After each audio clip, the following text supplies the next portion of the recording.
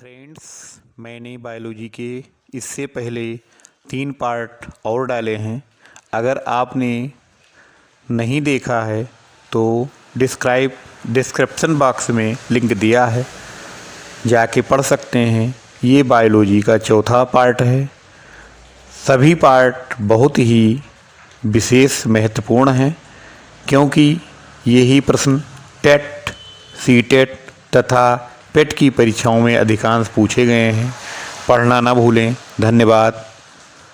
Presented by are के sir. प्रश्न number 91, बीजों की प्रकृति किसमें उत्पन्न हुई है? ए कवक, बी शैवाल, सी टेरिडोफाइटस, डी ब्रायोफाइटस। तो इसका ऑप्शन सी सही होगा मित्रों। प्रश्न नंबर 92, एजोला है एक। ऑप्शन ए जलीय फर्म, ऑप्शन बी कवक, ऑप्शन सी शैवाल, ऑप्शन डी लाइकेन। तो इसका ऑप्शन ए सही होगा, जलीय फर्म। प्रश्न नंबर 93, निम्नलिखित में से किसे जैव उर्वरक के रूप में प्रयोग किया जाता है? Option A urea, option B azolla, option C खोई, option D Clostridium.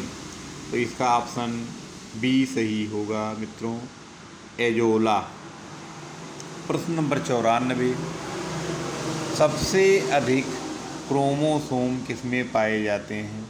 Option A टेरिडोफाइटस में, ऑप्शन बी ब्रायोफाइटस में, ऑप्शन सी मनुष्य में, ऑप्शन डी हाथियों में। तो इसका ऑप्शन मित्रों ए सही होगा, टेरिडोफाइटस में। प्रश्न नंबर 95, किस वर्ग के पौधों में बीज बनते हैं परंतु बीज नग्न रूप में पौधों पर लगे रहते हैं? Option A gymnosperm, option B angiosperm, option C pteridophytes, option D bryophytes. तो इसका ऑप्शन जिम्नोस्पर्म होगा। प्रश्न नंबर 96, सिल्वीकल्चर वनस्पति विज्ञान की वो शाखा है जिसमें वर्णन होता है? ऑप्शन ए वन के विकास का, ऑप्शन बी सिलिफाइड पादपों का, ऑप्शन सी कवकों के संवर्धन का, ऑप्शन डी शैवालों के संवर्धन का। तो इसका ऑप्शन डी सही होगा, शैवालों के संवर्धन का। प्रश्न नंबर 97, प्रोटॉन जो कोशिका के भीतर उपयोग की जाती है किसके द्वारा संश्लेषित होती है? ऑप्शन ए अंता प्रदावी जलिका, ऑप्शन बी द्वारा गोलचिकाय द्वारा, ऑप्शन सी मुक्त राइबोसोम्स द्वारा, ऑप्शन डी बंधित राइबोसोम्स द्वारा। तो इसका ऑप्शन सी सही होगा।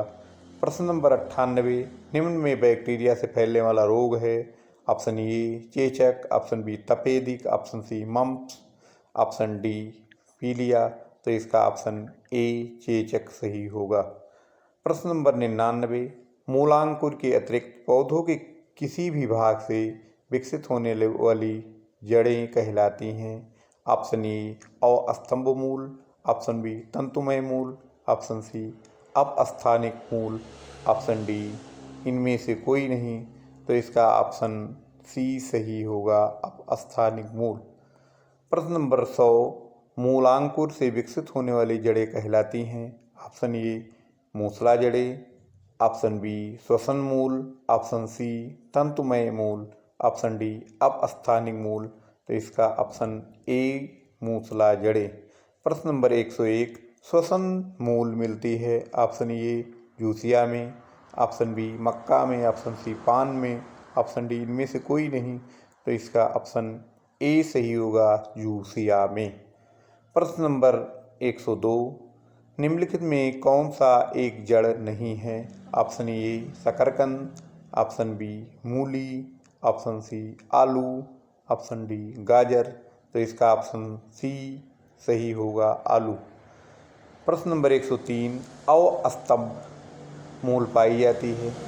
ऑप्शन ए गन्ने में, ऑप्शन बी चने में, ऑप्शन सी चावल में, ऑप्शन डी मूंगफली में। तो इसका ऑप्शन मित्रों ए सही होगा, गन्ने में। प्रश्न नंबर 104, जड़ें विकसित होती हैं। ऑप्शन ए तने से, ऑप्शन बी पत्ती से, ऑप्शन सी प्रांकुट से, ऑप्शन डी मूलांकुट से। तो मित्रों इसका ऑप्शन डी सही होगा, मूलांकुट से जड़ें विकसित होती हैं।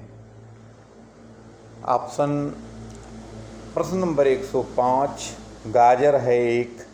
ऑप्शन ए पुष्प, ऑप्शन बी तना, ऑप्शन सी जड़, ऑप्शन डी इनमें से कोई नहीं। तो इसका ऑप्शन सी सही होगा मित्रों, जड़।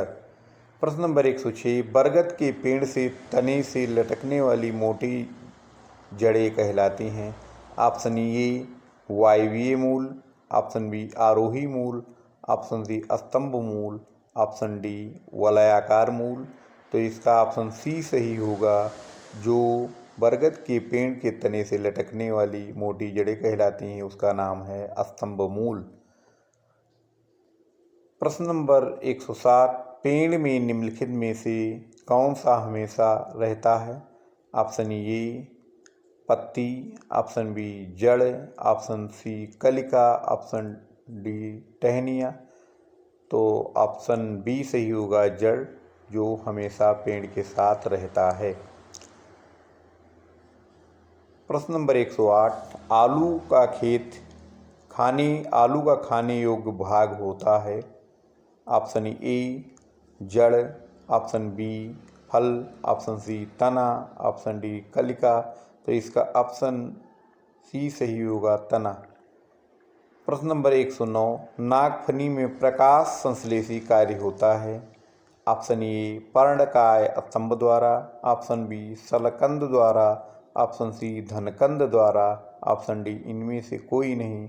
तो इसका ऑप्शन ए सही होगा मित्रों, पर्णकाय स्तंभ द्वारा।